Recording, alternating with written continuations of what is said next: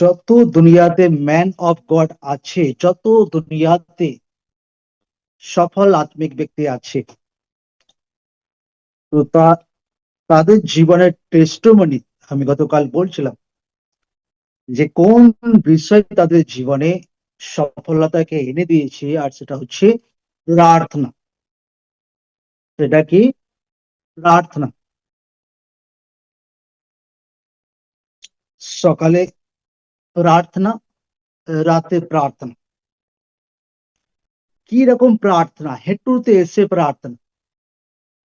চাहे সকালে 1.5 ঘন্টা লোকরা করুক হেঁটুতে এসে, রাত্রে 1.5 ঘন্টা 2 ঘন্টা করুক হেঁটুতে এসে, কিন্তু পুরা সমর্পিত জীবনের সহিত ঈশ্বরের সামনে যাওয়া। আমি আমার স্পিরিচুয়াল ফাদার টেস্টিমনিকে শুনেছি যে কিভাবে ঘন্টার পর ঘন্টা হেঁটুতে এসে ঈশ্বরের কাছে প্রার্থনাতে কাটিয়েছেন শুরুয়াতে।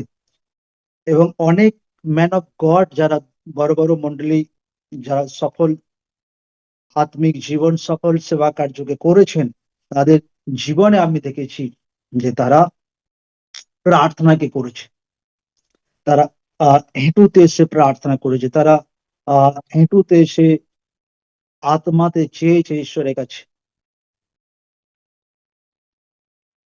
প্রার্থনাই আত্মিক জীবনের একটা বহুত বড় মতলব মূল অস্ত্র বলা যেতে পারে, যেটা দ্বারা লোকরা রোগের উপর বিজয়ী হতে পারে, লোকরা অন্ধকার শক্তির উপর বিজয়ী হতে পারে, লোকরা দুষ্ট আত্মার पर বিজয়ী হতে পারে।